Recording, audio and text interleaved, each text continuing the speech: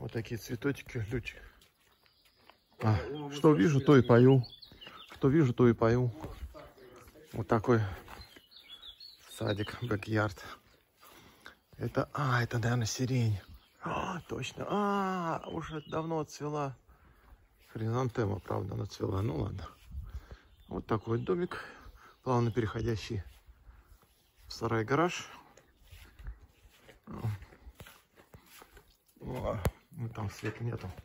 Дверь закрыла, ладно. Не буду сейчас открывать ничего. Короче. Это вот бюргеры так живут. Вот это вот. Это часть дома. Вон та часть дома.